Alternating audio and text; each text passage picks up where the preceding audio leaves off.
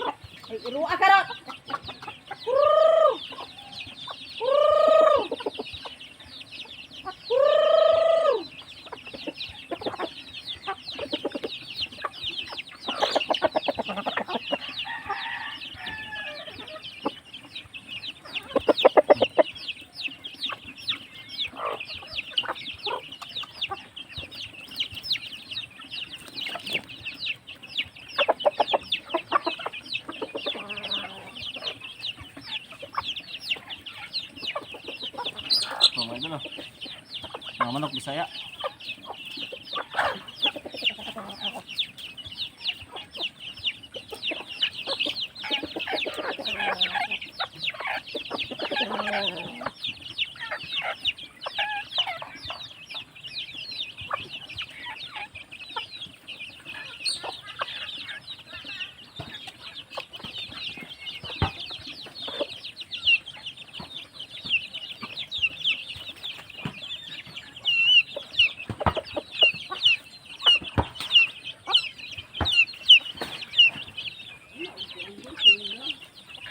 Kunti na lang ng manok.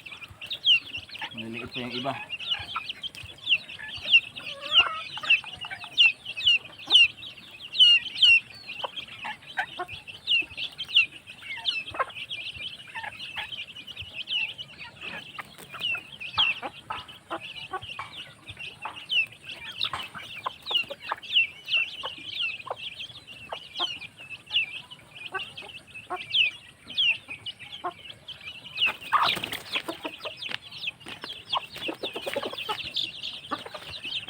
So ngayon po mga idol, nakabili na po tayo ng chicken broiler kahapon sa Pacifica.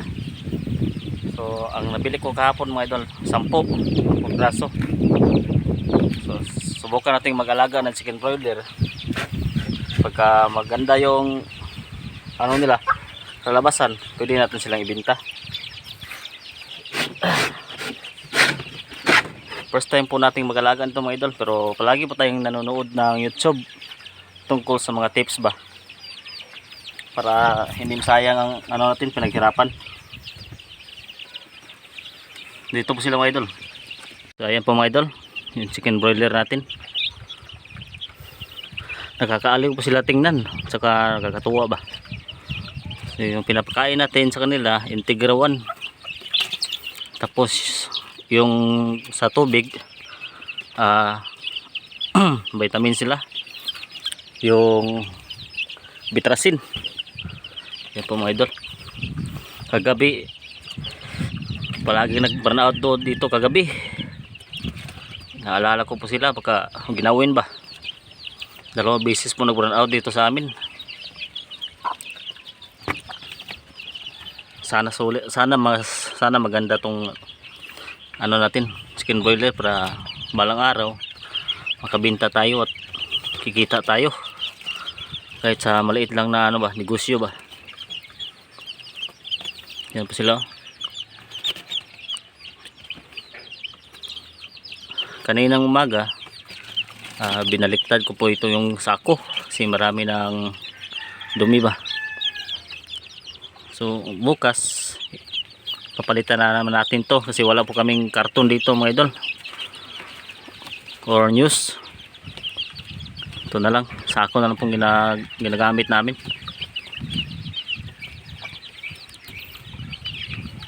Pero subukan pa rin natin kung okay lang ba. Yung isa, giniginaw pa yung isa. Kailangan pa siguro natin itong takpan. Kasi giniginaw yung iba.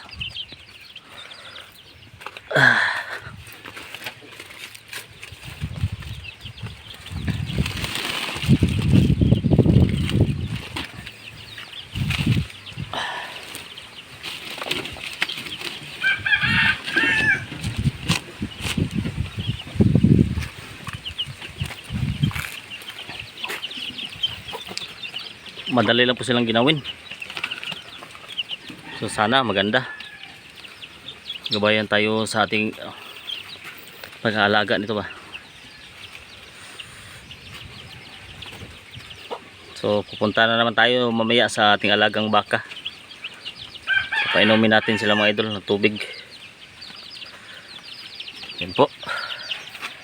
Comment nyo lang po mga idol kung ano ang mas magandang gawin sa pag-aalaga ng broiler sa mga nakakaalam dyan. Comment nyo lang po dahil susubukan po natin. Yan po, iwan na po natin to.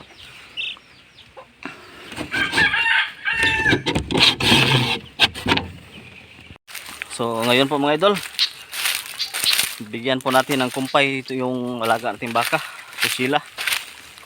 At ito natin kukunin natin tapos ilagay dito sa hindi mainit na lugar ba, kasi mainit po ngayon dito sa amin, baka manghina yung baka. So dinalan ko siya ng kumpay, yung dahon ng tubo. Ito medyo ano na siya, laya na ba, medyo tuyo na, pero pwede pa naman itong pakinabangan. Dito natin ililipat yung baka. Yan po. So dadalhin po yung nating baka dito mga idol. Lagyan natin baka dito. Kunin po natin. Tapos mamaya papainumin natin ng tubig. Yan po. Tinatawag na tayo ni Sheila. Pag may alaga ka talagang hayop mga idol, kailangan talagang todo asikaso. So yun po si Sheila mga idol. Yan po si Sheila. Puntahan natin. Ayan po si Sheila. Yung doon sa kabilang dyan po. Dyan po yung nakalagay yung baka ni Pati. Ito po si Sheila. Hi Sheila. Kumusta? Babae po ito si Sheila mga idol. Magpahawak po siya. Pero kaso mga idol, marami po siyang kuto. Ano po kayang pwedeng i-ano natin sa kanya mga idol, kasi marami po siyang kuto ba. Yan po. Yan, yung mga nakaano dito, kuto po yan. Yan. Dami pong kuto ni Sheila. Nakasugat po siya. Agoy. Wah. Psst. Wah. Ayaw. Ayaw, ha? Ayaw. Bad na. Ayaw yun. Manuwag man siya. Hawakan pa natin para hindi siya mailap sa tao ba. Ayan po ang paraan. So tara. Uhaw ka na ba sila? Sigurado na uuhaw na to. So mga idol, lipat po natin siya. Mga idol, dadalhin na po natin siya sa doon sa nilagyan natin ng kumpay. Tapos papainumin natin siya ng tubig. Sobrang init na po, alas 10 pa na. Dagan-dagan ko siya.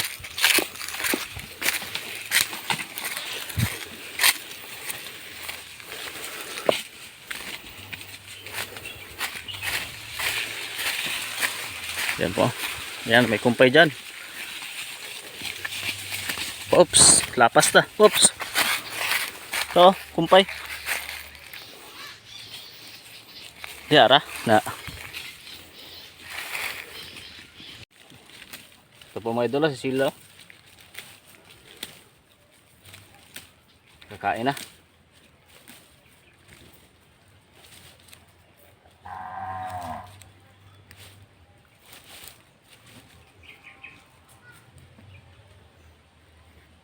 Payat po si Sheila dahil hindi siya malakas kumain.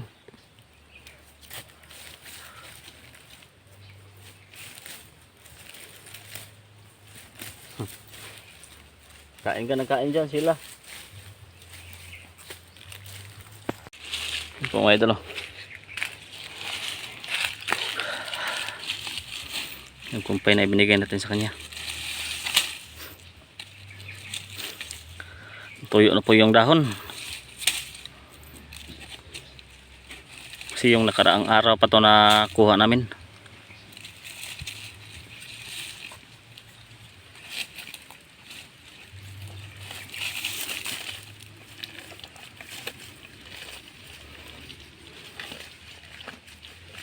So ngayon mga idol, kuha po tayo ng tubig.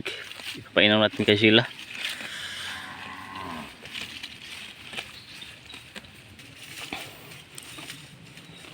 Yan po. Sigurado na uuhaw na to.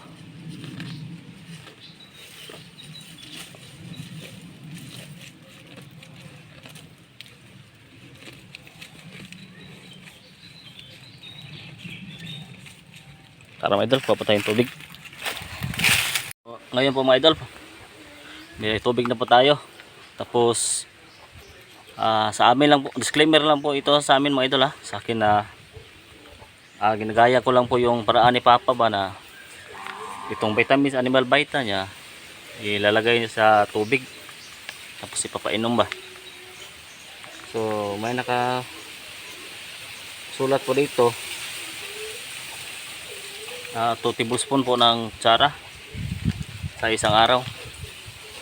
So ito ilalagay lang po natin, bana-bana lang ba.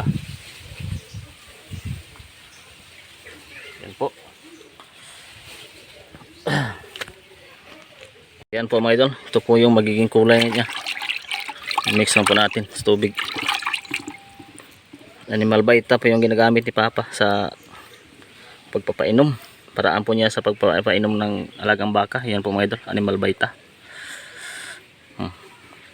Pwede po siya sa alagang pato, kambing, rabbit, aso, manok, saka baboy, kabayo, gansa. Pwede po ito mga idol. Ito po yung minimix na po natin. Ipapainom po natin ito sa baka. So tara. Yan po si Sheila mga idol. Nakita niya tayo na may dalang tubig. Sinalubong po niya tayo. Inom. Yan po. Uminom ka ng marami kasi sobrang init. Sheila. Para mas marami po yung vitamins ang iniinom mo.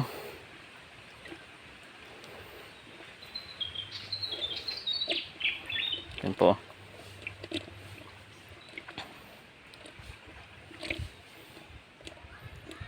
Nauuhaw po siya.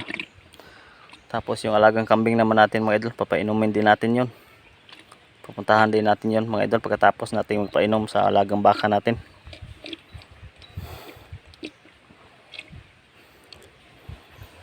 So pwede po nating iwan tong baka na to mga idol. Kasi pag di po niya naubos to, babalikan po niya ito. So ubusin niya. Iwan lang po natin yung balde.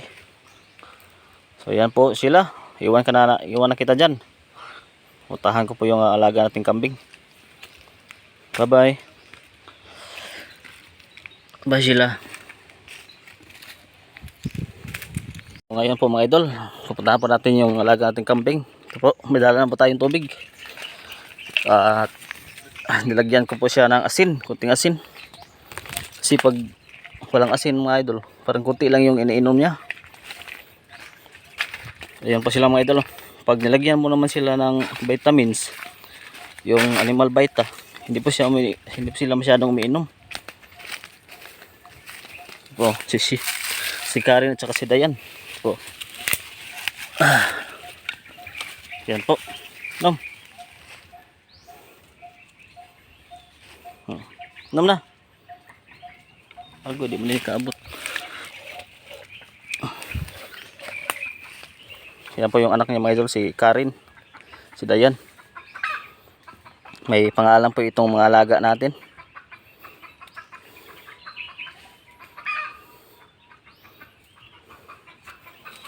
feeding lang po nila yung manok. Saka yung anak ko, iinom din yan. Lalapitan na yung ano natin tubig. Inom na ka rin. Iinom din yan. Wala man mainom. Ay pagpukulawi sa itong viewers pod. So mainom.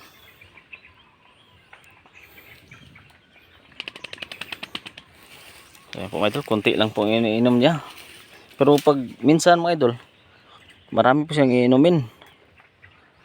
Parang gana-gana lang ang pag-inom ba. Silipat po natin sila mga idol ng ibang lugar. Nalipat na po natin sila. Sila yun ay naghilabti yung balanghoy yung mama dia. Paksik yung dia ron. Karin. Dayan dia ka. Hago yan saging. So ayan po. Tapos na po natin silang ilipat. Pwede na po natin silang iwan.